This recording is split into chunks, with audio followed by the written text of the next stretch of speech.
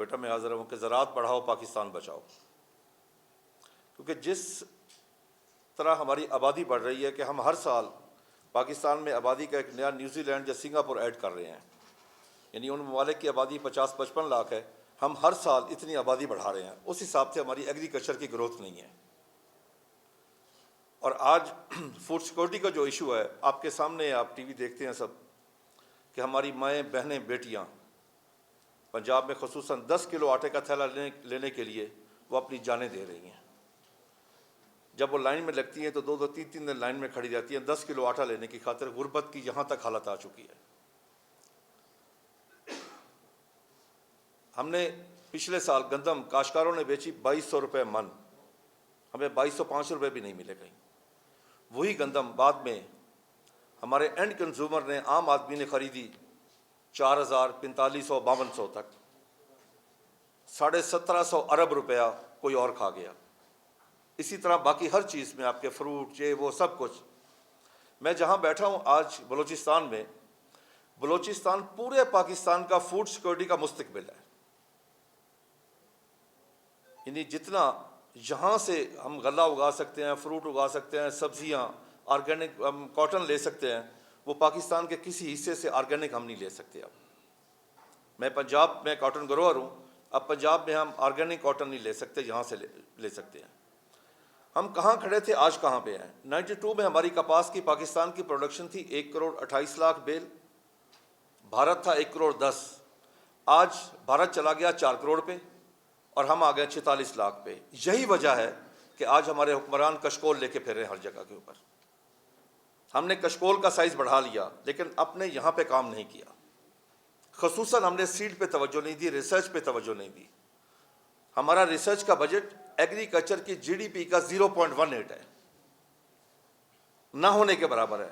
اگر برازیل نے چند سالوں میں ترقی کی ہے، آج وہ ایکسپورٹ کنٹری ہے، تو اس کی وجہ ایک ہی ہے کہ اس کا ریسرچ کا بجٹ ایگریکلچر کی جی ڈی پی کا 1.75 ہے، جس وجہ سے وہ اوپر گیا۔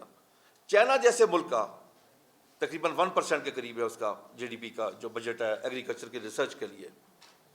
ہماری ترجیحات میں کبھی بھی زراعت نہیں رہی جی، حالانکہ ہم بچپن سے پڑھتے آ رہے ہیں کہ زراعت ہماری معیشت کی ریڑھ کی ہڈی ہے، لیکن کسی بھی دور میں، کسی دہائی میں، کسی حکومت میں زراعت ترجیحات میں نہیں رہی۔ اگر میں یہ کہوں تو نامناسب نہ ہوگا کہ پاکستان ترجیحات میں نہیں رہا۔ ایک جرمن کہاوت ہے کہ feed the farmer, farmer will feed the nation, کہ کاشتکار کو کھلاؤ، کسان کو کھلاؤ، کسان پوری قوم کو کھلائے گا۔ یہاں پہ کسان کو تو پاکستانی اور انسان تک تسلیم نہ کیا گیا۔ یہاں پر کاشتکار کے کوئی حقوق نہیں ہے، میں نے آج تک نہیں دیکھا۔ میں 92 سے خود کاشتکاری کر رہا ہوں، کاشتکاری میرا شوق بھی ہے، میرا پروفیشن بھی ہے۔ کسان کے لیے کہیں بھی کوئی کوٹا نہیں ہے کہ اس کا بیٹا کا ایڈمیشن ہو جائے۔ آفٹر ریٹائرمنٹ اس کو کوئی کسی قسم کی کہیں گورنمنٹ کی سپورٹ مل جائے، کہیں بھی نہیں ہے۔ بہرحال آج ہم تقریباً 14 سے 15 بلین ڈالر کی ایگریکلچر پروڈیوس کی ہم امپورٹ کر رہے ہیں جی۔ ہماری جو ٹوٹل امپورٹ ہے وہ کوئی 80 بلین ڈالر کی ہے، جو ہماری ایکسپورٹ ہے وہ 31.5 بلین ڈالر کی ہے۔ اس 31.5 بلین ڈالر میں بھی ایگریکلچر کا جو حصہ ہے وہ 24 بلین ڈالر ہے۔ یعنی آج بھی آپ کی کوئی ایکسپورٹ ہے وہ ایگریکلچر بیسڈ ہے، اس کے علاوہ نہیں ہے۔ دنیا کے 21 ممالک میں آرمی اور جوان اکٹھے کھڑے ہیں ایگریکلچر میں۔ ہمارے ہاں کیا ہو گیا کہ کالونیاں بن گئی، ہم نے اپنی زمینیں ختم کر دی، آبادی بڑھا لی، زمینیں ختم کر دی۔ اتنی زیادہ کالونیاں بن گئی ہیں۔ ایک تو میرا اس فورم پہ میں حکومت سے مطالبہ کرتا ہوں، تمام اداروں سے، کہ آئندہ یہاں پہ پاکستان میں کسی زرعی رقبے پہ کوئی کالونی نہ بنے، کوئی بھی نہ بنائے وہ کالونی، کیونکہ ہم جو لوگ 60 سال سے اوپر چلے گئے ہیں، باقی لائف ہماری بونس ہے، اب اپنے بچوں کے لیے سوچنا ہے کہ کیا ہمارے بچے ساری زندگی دیکھتے رہیں گے کہ غیر ملک سے گندم آ رہی ہے تو ہم کھائیں گے؟ کیا ہماری عورتیں لائنوں میں لگی رہیں گی؟ کیا آج کا کسان 2 ہی لائنیں ہیں، کسان یوریا کی لائن میں لگا ہوا کھاد لینے کے لیے، اور ہماری خاتون غریب وہ آٹا لینے کی لائن میں لگی ہوئی ہے۔ ہم ہر چیز باہر سے امپورٹ دالیں ہم امپورٹ کر رہے ہیں جی، گندم ہم امپورٹ کر رہے ہیں، کپاس ہم امپورٹ کر رہے ہیں. ہماری سب سے بڑی امپورٹ ایڈیبل آئل ہے، کوئی $6 بلین کا ہم ایڈیبل آئل امپورٹ کرتے ہیں. سیڈ ہم باہر سے امپورٹ کرتے ہیں، کیونکہ ہمارے ہاں ریسرچ پہ کوئی توجہ نہیں دی گئی. ملتان میں CCRI سب سے بڑا کاٹن ریسرچ انسٹیٹیوٹ ہے، 10 بحث سے ان کو تنخواہیں نہیں ملی، تو ریسرچ یہاں پہ خاک ہوگی. آپ یقین کر لیں، میں پارلیمنٹ کے میں نے بہت سارے اجلاس اٹینڈ کیے، وہاں کہیں میں نے نہیں دیکھا کہ وہاں پہ ایک اٹھتا ہے، ایک سیاستدان کا دفاع کرتا ہے اپنے لیڈر کا، دوسرے کا کرتا ہے، تیسرے کا کرتا ہے، چوتھے کا کرتا ہے. پاکستان کا دفاع کرنے والا وہاں پہ کوئی نہیں ہوتا. پاکستان سے مراد عوام کا دفاع.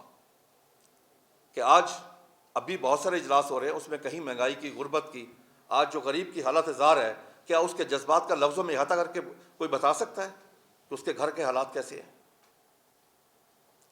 کیا ہم نے آگے زندگی کیسے گزارنی ہے؟ اس وقت نمبر 1 پہ فوڈ سیکورٹی یا بارڈر سیکورٹی نمبر 2 پہ چلی گئی ہے. چائنا نے اگر زراعت میں ترقی کی تو چائنا نے موزے تن نے اس وقت پاک افواج کو، اپنی آرمی کو کسان کے ساتھ کھڑا کر دیا. یہ نہیں کیا کہ اس کو الگ تنخواہ دی، یہ نہیں ہے بالکل. اس نے آ کے کسان کی سپورٹ کی. اور دنیا میں 21 ممالک میں ایسا ہوا.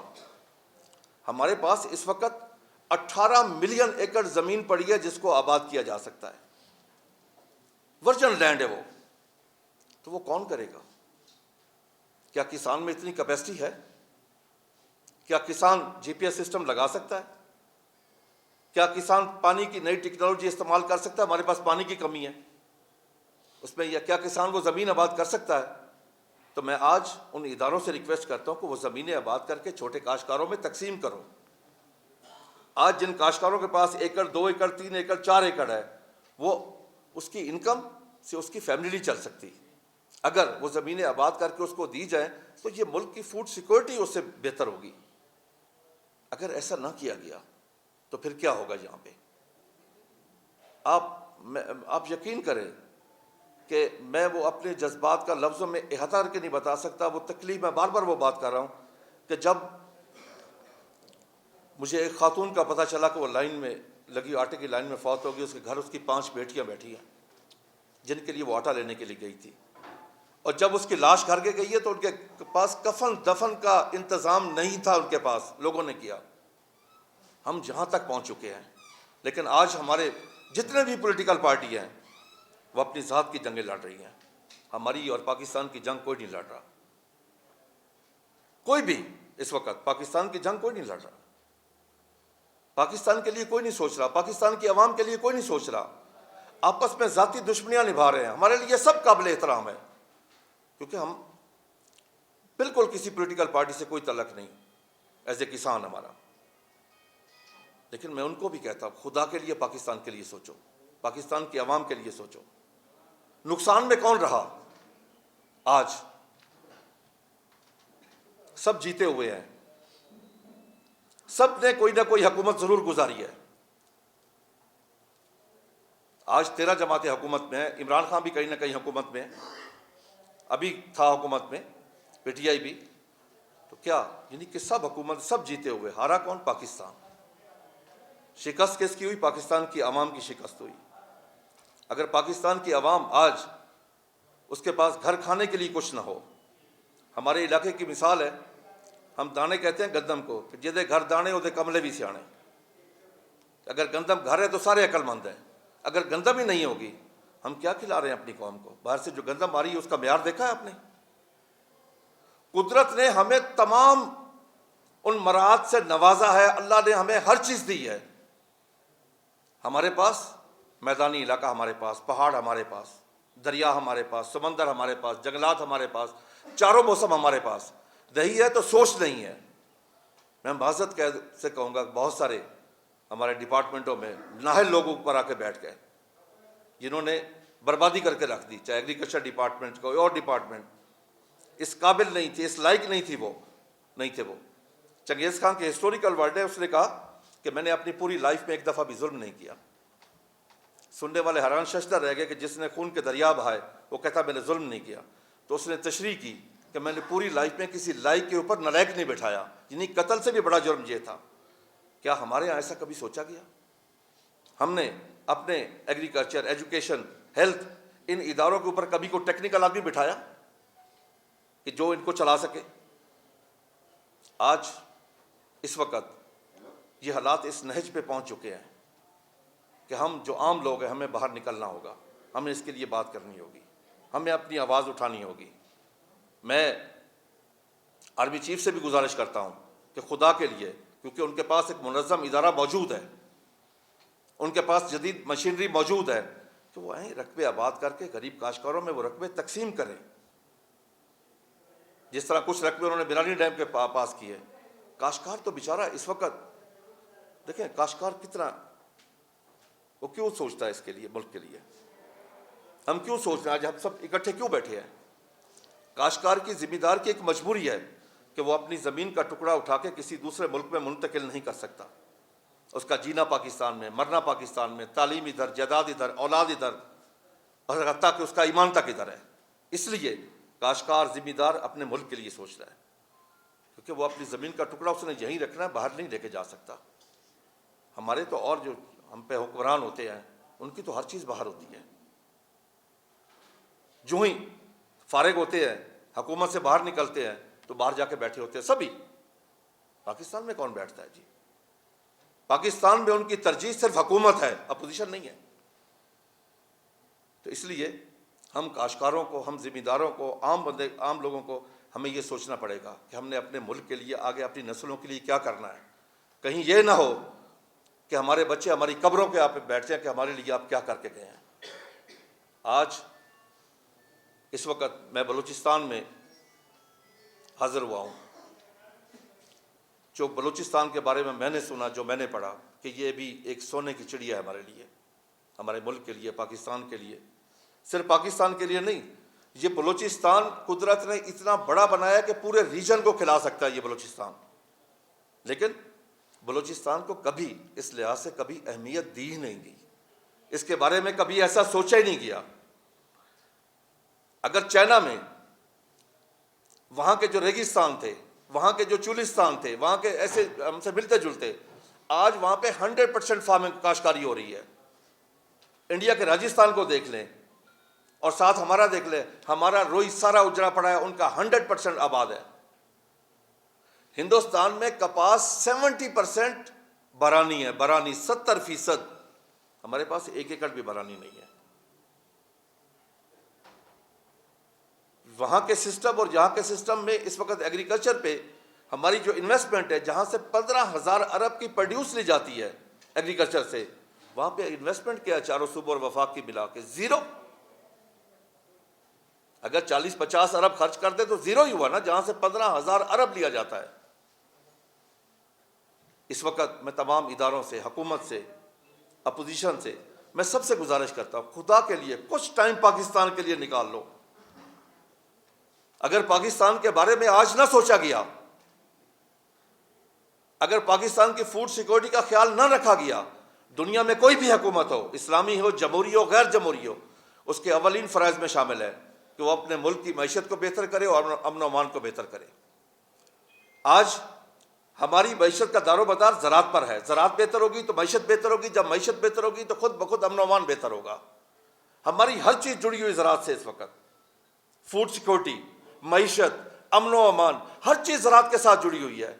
تو پھر حکومتی ترجیحات میں زراعت کیوں نہیں ہے؟ سب سے کم بجٹ کس کو دیا جاتا ہے؟ زراعت کو۔ سب سے زیادہ جھوٹ کس پہ بولا جاتا ہے؟ زراعت پر، کہ ہم نے اتنے 100 ارب کا پیکج دے دیا، اتنے 100 ارب کا پیکج، 1800 ارب کا پیکج دے دیا، 447 ارب کا پیکج دے دیا۔ خدا کی قسم وہ سارا جھوٹ تھا، کیونکہ میں ان میٹنگوں کا حصہ ہوں، میں ان تمام میٹنگوں میں بیٹھا ہوں، وہ سب جھوٹ نکلا۔ زراعت کے اوپر کسی نے کچھ خرچ نہیں کیا، کوئی انویسٹمنٹ نہیں کی گئی۔ اس وقت زراعت کے اوپر انویسٹمنٹ کی ضرورت ہے، کارپوریٹ سیکٹر کو لانے کی ضرورت ہے۔ کارپوریٹ سیکٹر نے ہم کسانوں سے پیسے کمائے ہوئے ہیں، وہ کیوں نہیں آ کے زراعت کرتے؟ دنیا میں کرتے ہیں، کیونکہ اس میں پیسہ کا منافع کم ہے۔ کیوں نہیں آ کے ہمیں زمینیں آباد کر کے دیتے؟ اس لیے اس کو لایا جائے۔ जदीद रिसर्च करवाई जाए। दुनिया में रिसर्च प्राइवेट सेक्टर ज़्यादा रिसर्च कर रहा है। हमारे पास कंपनी मोंसेंटो आई, सिजेंटा आई, बायर आई, ये सब प्राइवेट कंपनीज हैं। अगर हमने कुछ चीज़ों में तरक्की की, पैदावार बेहतर हुई, फर्ज किया मेज़ मकई की पैदावार हम 40 मन से उठा के 120 मन पे ले गए, वजह हमने सीड बाहर से मंगवाया। हमने राइस में 30 मन से उठे 120 मन तक हाइब्रिड में चले गए, वो सारा सीड चाइना से आया, बाहर से आया। कपास में क्यों हमारे पास सीड नहीं है? गंदम में क्यों? गंदम में जो आज से 40 साल पहले हमारी पैदावार थी, जब मैक्सीपाक आई थी, आज तक वही है, हम उसमें आगे नहीं जा सके। आबादी बढ़ गई है, लेकिन हमने अपनी पैदावार नहीं बढ़ाई, पर एकड़ पैदावार। कॉलोनीज बन गई। मैं मुल्तान का रहने वाला हूँ, आम के बाग काट के कॉलोनियाँ बनाई गई। गुजरांवाला में वो अरूमा है जो दुनिया में कहीं नहीं चावल का अरूमा, खुशबू नहीं आती, वहाँ भी कॉलोनियाँ बन गई। अगर ये महज़ब किसी मुआशरे को ये ज़मीनें होती तो ये एक मरला भी ज़ाया न होता, प्रिजर्व कर लेती उसको, उन फसलों के लिए। इसी तरीके से जितनी बेहतर क्वालिटी का सीड बलूचिस्तान में हो सकता है, मैं गारंटी से कह सकता हूं दुनिया में कहीं इससे बेहतर नहीं हो सकता। सिर्फ इन्वेस्टमेंट की जरूरत है, और वो इन्वेस्टमेंट हमारा छोटा काश्तकार इन्वेस्टमेंट नहीं कर सकता। वो प्राइवेट सेक्टर को करना चाहिए, वो बड़े इदारों को आगे करना चाहिए। मैं चीफ ऑफ आर्मी स्टाफ से रिक्वेस्ट इसलिए कर रहा हूं कि खुदा के लिए इन छोटे काश्तकारों पर रहम करें। आपकी बात सुनी जाती है इस मुल्क में, आप हुकूमत को मजबूर करें। आपके पास इंजीनियरिंग डिपार्टमेंट है पूरा, ये ज़मीनें आबाद करके, जिस तरह आपने एक मिसाल कायम की कि बिरानी डैम के नज़दीक कुछ रकबा आबाद करके दिया, उस तरह बाकी बलूचिस्तान को भी आबाद करके काश्तकारों में तकसीम करें। कॉर्पोरेट सेक्टर को लाएं, उसको इनवाइट करें, उनको कहें कि आपने यहीं से पैसा कमाया है, पाकिस्तान से, यहाँ कुछ इन्वेस्ट भी कर दें।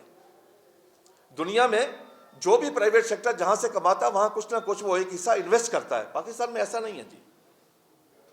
पाकिस्तान में वो कोई इन्वेस्ट नहीं करते, अरबों खरबों कमा के कोई इन्वेस्ट नहीं करते। तो मैं अब सबका मशकूर हूँ। मैं अब रिक्वेस्ट करूँगा, मैं उनका बल्कि बहुत ज़्यादा मशकूर हूँ मलिक नसीर अहमद शवानी साहब का, कि उन्होंने टाइम दिया और यहाँ हमारे साथ बैठे, क्योंकि वो बलूचिस्तान की एक पहचान है। बलूचिस्तान में उनकी सबसे बड़ी तंजीम है, बल्कि उन्होंने सब तंजीमों को जम किया हुआ एक जगह पे। ये बहुत बड़ी बात है जी। हम पंजाब में ये नहीं कर सके जो उन्होंने बलूचिस्तान में कर। मैं उनसे रिक्वेस्ट करूँगा कि क्योंकि बलूचिस्तान के बारे में ज़्यादा वो जानते हैं, वो इस बारे में बात कर सके। Thank you sir.